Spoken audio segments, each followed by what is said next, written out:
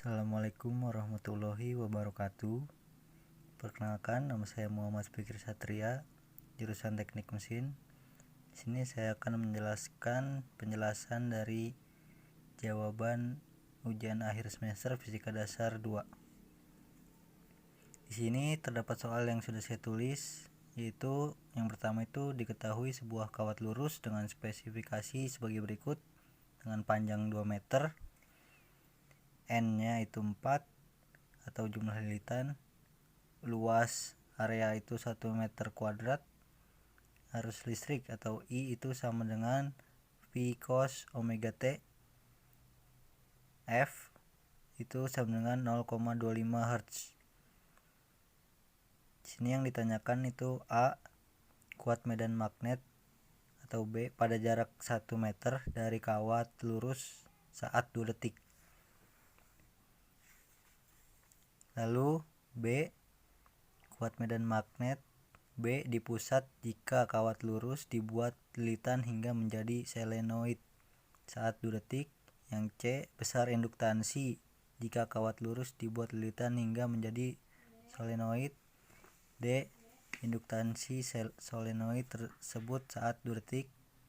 E, besar gaya gerak listrik maksimum yang berubah hanya terhadap sudut. F, besar gaya gerak listrik maksimum yang berubah hanya terhadap arus. Yang nomor 2 itu ada jelaskan klasifikasi material magnetik beserta kurvanya. Kita jawab yang nomor satunya dulu, dari A. Sini ada jawaban saya.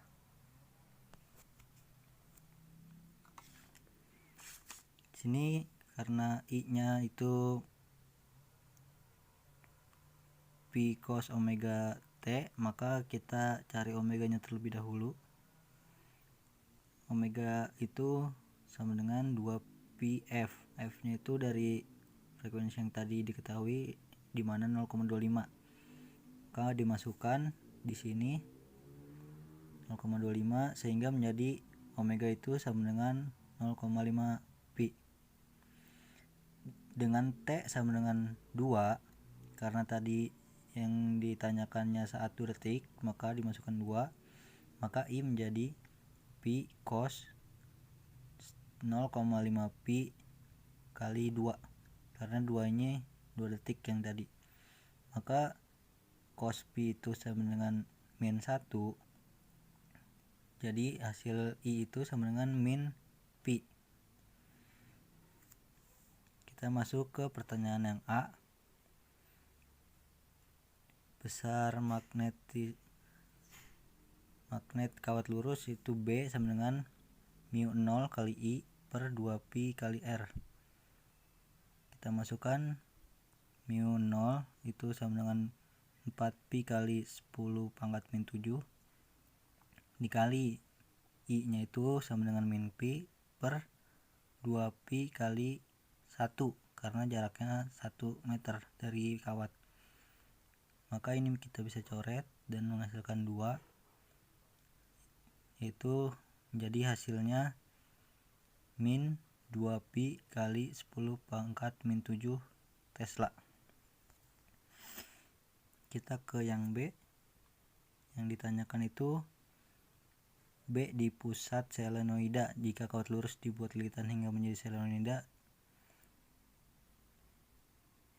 dengan T-nya masih 2 detik, maka kita masih bisa menggunakan I yang sama, yaitu rumusnya mu 0 kali N kali I, dengan N-nya itu sama dengan jumlah lilitan per L panjang.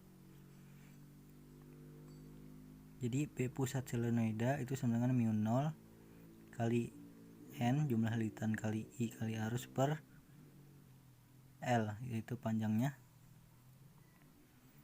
Nah, di sini kita masukkan 4pi kali 10 pangkat min 7 kali 4, karena jumlah lilitannya 4, dikali min pi dibagi 2 dari panjangnya ke panjang kawat itu, makanya bisa kita coret sehingga menjadi min 8 pi kuadrat kali 10 pangkat min 7 Tesla. Kita masuk ke yang C, itu induktansi solenoida. itu dinotasikan dengan L. L itu sama dengan mu 0 kali jumlah lilitan dikuadratkan dikali luas area atau A dibagi L panjang. Maka kita masukkan angkanya 4pi kali 10 pangkat min 7 dikali 4 kuadrat dikali 1 karena luas areanya 1 meter persegi dibagi panjangnya 2. Kita bisa coret sehingga menjadi 32pi kali 10 pangkat min 7 H. Dan kita masuk ke yang D, yaitu energi induktansi, dinotasikan dengan U. U sama dengan setengah kali L kali I pangkat 2, yaitu L nya menggunakan L yang tadi yang di sini dan I nya menggunakan yang 2 detik tadi. Kita masukkan setengah kali 32pi kali 10 pangkat min 7 dikali min pi kuadrat, maka kita dapat 16 pi pangkat 3 kali 10 pangkat min 7 joule. Masuk ke yang E, gaya gerak listrik maksimum yang hanya sudut yang berubah. Di sini rumusnya ketika sudutnya berubah maksimum, rumusnya N dikali B dikali A dikali omega. Nah, ini kita menggunakan B yang pusat solenoida. Itu kita masukkan 4 kali min 8pi kuadrat dikali 10 pangkat min 7 dikali 1 dikali setengah pi, maka kita dapat 16 pi pangkat 3 kali 10 pangkat min 7 V, yaitu volt. Yang F itu gaya gerak listrik maksimum ketika arus yang berubah. Di sini sama dengan min L dikali DI per DT, di mana sini penurunan terhadap T, arus terhadap waktu karena arus yang berubah. Maka kita masukkan I nya menjadi pi cos pi per 2T dan lalu kita turunkan sehingga menjadi min L pi omega min sin omega T. Karena min sin omega T itu sama dengan 1,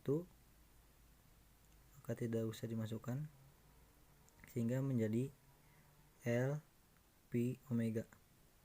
Kita masukkan angkanya, L nya itu tadi 32 pi kali 10 pangkat min 7 dikali pi dikali setengah pi. Kita bisa coret di sini. Maka GGL maksimumnya yang ketika arus yang berubah sama dengan 16 pi pangkat 3 kali 10 pangkat min 7 volt. Jadi itu adalah nomor satunya. Kita masuk ke nomor 2.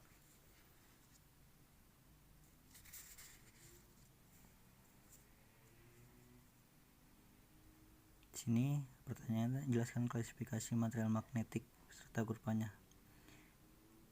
Yang pertama itu ada diamagnetik, terdiri dari atom-atom atau molekul yang tidak memiliki dipol magnet permanen.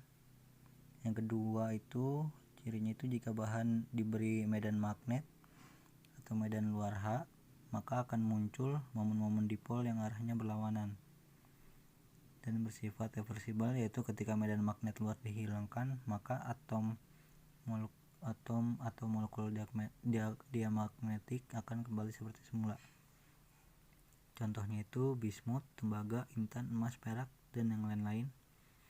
Yang kedua itu ada paramagnetik, memiliki dipol permanen namun arahnya cenderung acak. Jika tidak ada medan magnet dari luar, maka magnetisasinya sama dengan 0.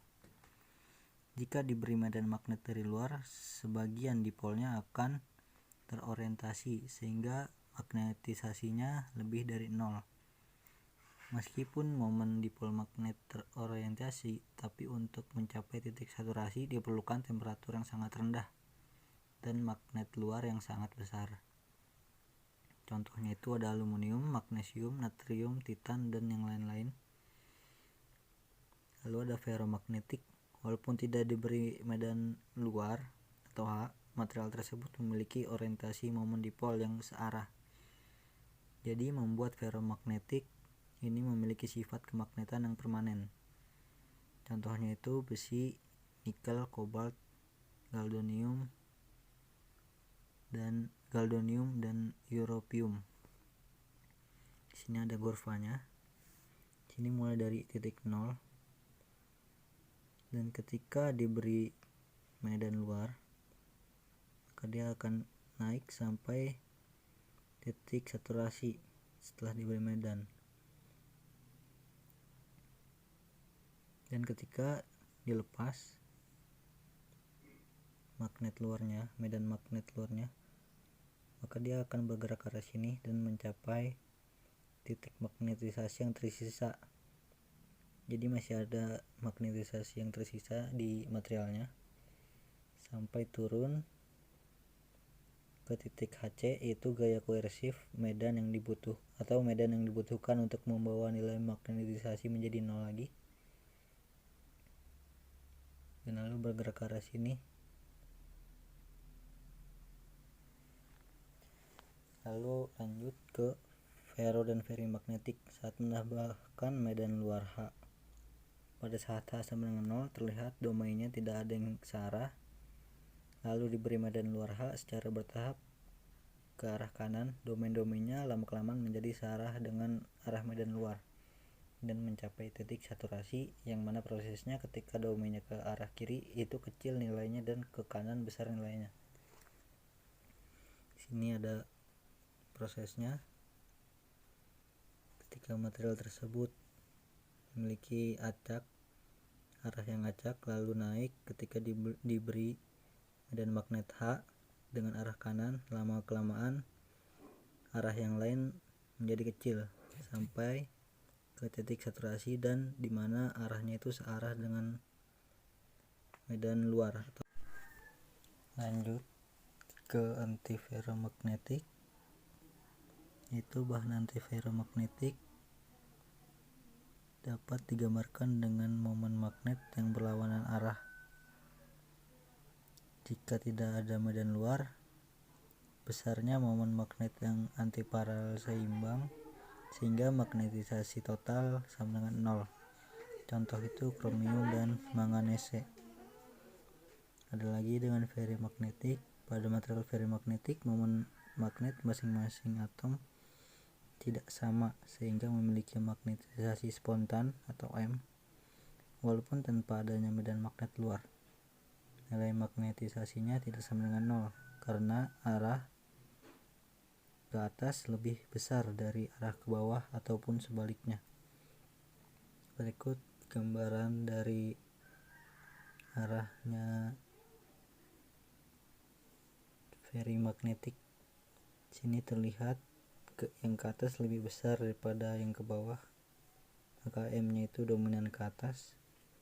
Contohnya itu Fe3O4, atau jika diuraikan Fe2O4. Ada NiFe2O4, ZnFe2O4. Terima kasih. Berikut penjelasan yang saya bisa berikan. Kurang lebihnya mohon maaf. Wassalamualaikum warahmatullahi wabarakatuh.